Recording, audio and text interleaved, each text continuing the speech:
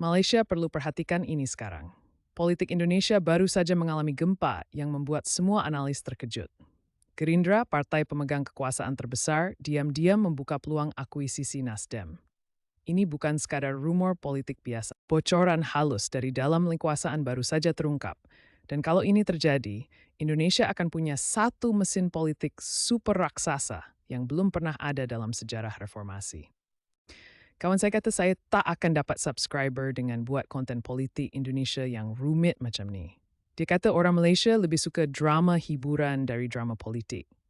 Jadi saya percaya, ada ramai di sana yang faham politik. Komen pendapat awak, tekan suka dan subscribe.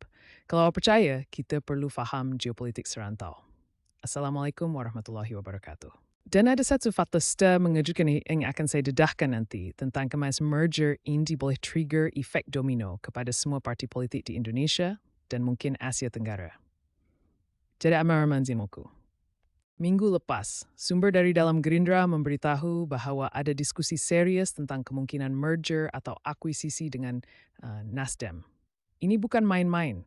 Gerindra sekarang punya 78 kerusi di DPR, 69 kerusi. Semua nih. Kalau digabung itu 147 kerusi. Hampir seperempat dari total 575 kerusi parlimen. Satu parti mengawal seperempat parlimen negara dengan hampir 300 juta penduduk.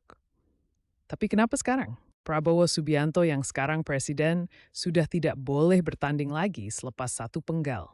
Sistem Indonesia cuma benarkan 2 penggal. Jadi Gerindra sedang planning untuk tahun 2029 dan seterusnya. Mana nak pastilah setelah tapra Prabowo calon presiden parti masih domin. NasDem yang pula mau research hangin analit. Surya Paloh, ketua Destinasi Spiritual Cabinet Cidubi sehingga tahun. Dia seorang taipan media yang sangat kaya, pemilik Metro TV dan Media Indonesia Group. Dia faham politik adalah tentang legacy.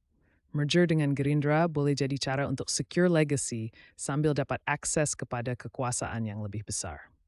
Bocoran halus yang keluar datang dari mesyuarat tertutup di kediaman salah seorang tokoh senior Gerindra. Yang hadir termasuk strategis dari kedua-dua parti.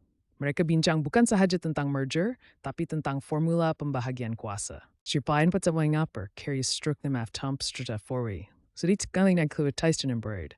And tahap dia negosiasi serius. Menit timing. Napa borsekarang? Teori. Pertama, dia na awal kemeja test public reaction. Dalam politik, kalau awak nak buat sesuatu besar dan kontroversial, awak release sikit-sikit dulu, tengok macam mana orang react. Kalau reaction negatif sangat, awak boleh backtrack. Kalau reaction okay, awak teruskan plan. Teori asur, houts pahat ade tuak seding serm sepadi in rain, dit sesengajan itu sebut. Politik dalam parti USA sensit eri polisi visa parti. Dalam Gerindra sendiri, ada kader lama yang rasa parti sudah cukup kuat, tidak perlu share kekuasaan. Dalam NasDem pun sama, ada yang rasa identiti parti akan hilang. Kalau kita analisis dari segi electoral math, merger ini masuk akal. Sistem pemilu Indonesia sangat kompleks.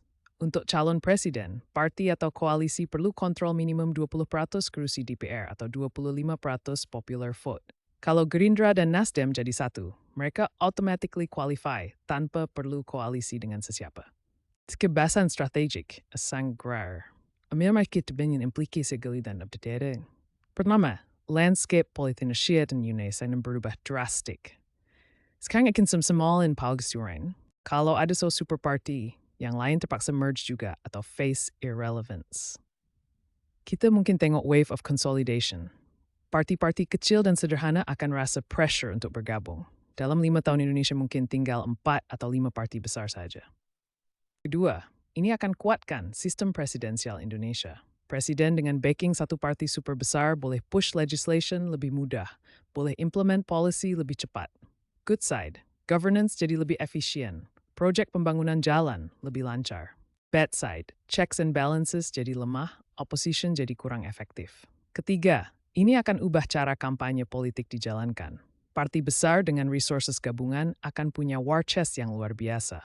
Gerindra punya grassroots network yang kuat, terutama di Jawa. NasDem punya empire ring power. Gebit berbregging and no ganda dan membutuh sesa is that power feel. Tinain susahnya compete. Keempat, Dan ini yang paling menarik untuk Malaysia. Ini akan influence bagaimana politik di negara lain di rantau ini develop. Indonesia adalah trendsetter di Asia Tenggara. Apa yang berlaku di sana sering jadi model atau warning untuk negara lain. Kalau consolidation parti besar jadi tren di Indonesia, jangan terkejut kalau kita tengok perbincangan serupa di tempat lain. Tapi ada juga halangan besar. Pertama, ego politik. Surya Paloh bina NasDem dari kosong jadi parti besar. Dia akan rela lepas kontrol penuh. Prabowo adalah alpha male dalam politik Indonesia. Dia akan share spotlight dalam satu parti? Ini bukan soalan mudah. Kedua, kader dan struktur parti. Gerindra punya culture politik tertentu. Banyak dipengaruhi background military Prabowo. NasDem lebih modern, more media savvy. Macam mana nak integrate dua culture yang berbeza? Siapa dapat jawatan di level provinsi dan kabupaten? Negotiation akan sangat rumit. Ketiga, public perception. Rakyat Indonesia semakin sophisticated dalam politik. Mereka tengok consolidation power macam ni dengan skeptical. Mereka takut monopoli politik. Social media Indonesia sangat aktif. Criticism boleh viral dalam masa sejam. Based on sources, ada beberapa model yang dibincangkan. Model pertama, full merger. NasDem dissolve, semua masuk Gerindra. Mungkin rebrand jadi Gerindra NasDem. Surya Paloh dapat jawatan senior tapi ceremonial. Model kedua, holding party structure. Gerindra dan NasDem technically kekal separate, tapi di bawah satu umbrella organization, macam corporate holding company. Mereka coordinate fully tapi maintain separate identity. Model ketiga, electoral coalition super formal dengan perjanjian long-term binding. Bukan sekadar coalition untuk satu election, tapi perjanjian 10 tahun dengan terms yang sangat detail. Effectively function macam satu parti, tapi legally masih dua. Strategis politik cakap model kedua atau ketiga lebih likely sebab less disruptive. Full merger adalah ideal dari segi efficiency, tapi practically very difficult. Terlalu banyak people yang kena please. Sekarang mari kita bincang reaksi parti lain. PDP, Parti Megawati yang second largest, obviously tidak happy. Mereka dah mula reach out kepada parti lain untuk form counter coalition. Ada talk tentang PDP, PKB, dan PPP form alliance yang tighter. PKS tengok ini dengan mixed feelings. Mereka selalu jadi kingmaker. Kalau landscape dominated by one super party, value mereka berkurang. Tapi mereka boleh position sebagai champion of checks and balances. GACOR, parti legacy dari era Soeharto, paling desperate. Mereka kehilangan banyak kader kepada Gerindra. Kalau Gerindra jadi lebih besar lagi, brain drain akan continue. GACOR mungkin terpaksa consider merger dengan parti lain just to survive. Awak nampak macam mana satu potential merger boleh trigger domino effect. Ini bukan isolated event. Ini boleh reshape entire political landscape for a generation. Dari perspektif Malaysia, kenapa kita kena peduli? Pertama, Indonesia adalah jiran terbesar dan ekonomi terbesar di ASEAN.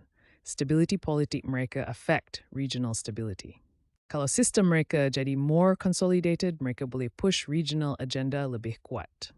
Kedua, ada lessons untuk kita. Malaysia pun ada multi-party system yang increasingly fragmented. Kita ada banyak parti, coalition berubah-ubah. Kalau Indonesia prove that consolidation works, ada orang di Malaysia akan argue for similar approach. Kalau ia create problems, itu warning untuk kita. Ketiga, ASEAN dynamics. Indonesia dengan political system yang more consolidated boleh play more assertive role dalam ASEAN.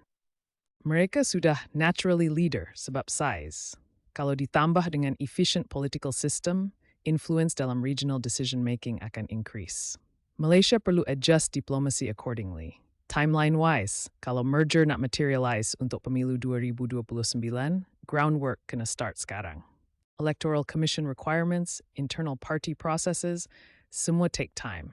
Realistically, announcement probably dalam next 6 hingga 12 bulan. Lepas tu, another year untuk implementation. Apa next steps yang kita patut watch? Pertama, official statements from party leadership. So far, semua masih level sources. Kalau Prabowo atau Surya Paloh keluar statement, itu signal negotiation dah advance. Kedua, party congress atau internal meetings. Major decision perlu approval dari party organs. Ketiga, movement of key personnel. Kalau kader senior NasDem dapat positions close to Gerindra circles, itu indikator integration dah bermula.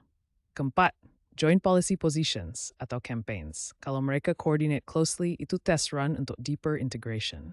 Public polling akan jadi crucial. If polls show voters receptive, that gives political cover untuk proceed. Kalau polls show strong opposition, politicians akan pikir dua kali. Indonesia punya polling industry yang quite sophisticated.